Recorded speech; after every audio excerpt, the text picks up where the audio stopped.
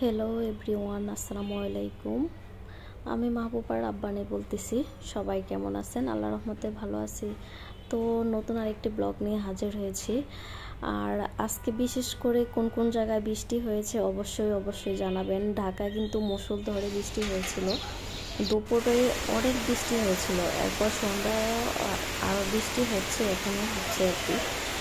তো সবার কি অবস্থা জানাবেন, বৃষ্টির দিনে কী কী রান্না করেছেন তাও জানাবেন।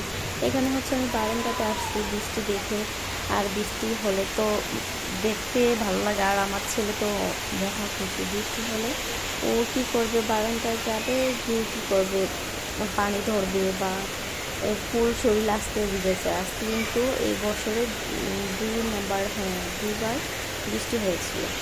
একবার বাড়ি থেকে আসার সময় বৃষ্টি হয়েছে, আর আজকে আর কি। তো ও আবার কি করছে, এদিক দিয়ে গা ফুল শরীর ভিজিয়ে ফেলছে, পরে ওকে আবার পরিষ্কার করতে নিলাম আর কি। আর এখানে দেখেন ফুল পানি জমে গেছে। আর আমাদের এই ঢাকায় মালিবাগে হচ্ছে কি এই সময় পানি জমে যায়। তো এখানে আবার রান্না বান্নার প্রস্তুতি চলছে। আজকে হচ্ছে আমার হাজব্যান্ডের পছন্দের একটি খাবার, আর সেটা হচ্ছে ডিম দিয়ে আলু। আর এটা আমি আলুটাকে কিউট করে কেটে তেলের ভিতরে হলুদ লবণ দিয়ে ভেজে নিতেছি। আর এদিক দিয়ে ডিম সিদ্ধ করে ফেলছি, এখানে ডিমটা ভেজে নিব। একটু তেলের ভিতরে হলুদ দিয়ে দিলাম, এর উপরে একটু লবণ ছিটে এরপর ডিমটা ভেজে নিব।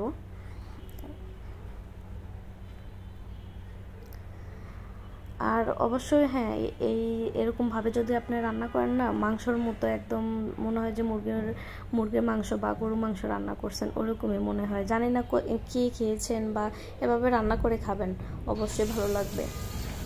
এখানে আবার তেজপাতা, দারচিনি, একটু লং সব মশলা দিয়ে একটু নাড়া, এরপর হচ্ছে পেঁয়াজটা দিয়ে দিছি। আমার পেঁয়াজটা হালকা কষানো হলে এদিকে দিয়ে দিব যে একটু রসুন বাটা, সব মশলা দিয়ে দিতে হবে। মশলা দিয়ে দিব, একটু রসুন বাটা দিয়ে দিয়েছি। রসুন বাটাটা একটু কষিয়ে নিব, এরপর দিয়ে দিব আদা বাটা আর হচ্ছে পেঁয়াজ বাটা দিয়ে ভালো করে কষিয়ে নিতে হবে।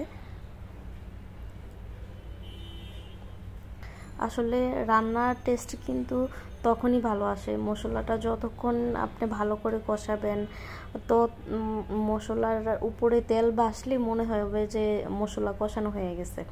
যে কোনো রান্নাতেই মশলা যত কষানো হবে তত রান্না মজা হবে আর কি। এই যে দেখেন, আমার দেখা যায় যে উপরে তেল বেশি উঠছে আর মশলা কষানো হয়ে গেছে। এখানে হলুদ দিয়ে আমি একটু এদিকে আবার গরম পানি করে রেখেছিলাম, তো গরম পানি দিয়ে দিব এখন। সব সময় আমার মা বলে যে তরকারিতে গরম পানি দিলে নাকি রান্না তাড়াতাড়ি হয়, আর আমি তো দেখা যায় যে প্রেসার কুকারে রান্না করি তাড়াতাড়ির জন্য। তো মাঝে মধ্যে শুধু এরকমভাবে রান্না করা হয় আর কি। তো এখানে আবার সব ধরনের গুঁড়া মশলা দিয়ে দিব। এখানে হচ্ছে মরিচ গুঁড়ো দিয়ে দিলাম, এরপর ধনিয়া গুঁড়ো, জিরা গুঁড়ো দিয়ে আবার ভালো করে কষিয়ে নিব। মশলাটা আপনি যত কষাবেন ততই ভালো লাগবে। আর যে কোনো তরকারি, জানি না কোথায় কিভাবে খায়, আমাদের চাঁদপুরে কিন্তু তরকারি সবসময় বেজে খায় না। আর আমার শ্বশুর বাড়ি হচ্ছে কুমিল্লাতে, হেরা সবসময় তরকারি, সব ধরনের তরকারি বেজে এরপর রান্না করে। আমরা যেরকম মাছ ভাজি করি, আর হেরা সব ধরনের তরকারি আগে তেলে ভাজে, এরপর আবার মশলা কষিয়ে এরপর আবার রান্না করে আর কি। এই তো আমার আলুটা দিয়ে দিলাম, সব ধরনের মশলা কষানো হয়ে গেছে। এখন আবার মশলার সাথে আলুটা কষিয়ে নিব।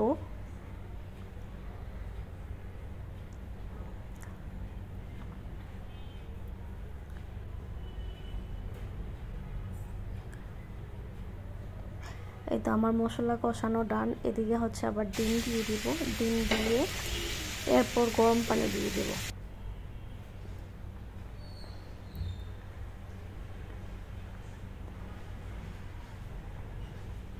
এটা ধরেন এক ধরনের মুরগির মাংসই রান্না করা, আমরা যেরকম মুরগির মাংস রান্না করি ঝোল করে, ওইটাই আর কি। শুধু এটা আমি ডিম দিয়ে করছি, এটাই শুধু পার্থক্য। এরকমভাবেও রান্না করে খাবেন, ভালো লাগবে। তো এখানে হচ্ছে আবার আমি গরম মশলা দিয়ে দিলাম উপর দিয়ে।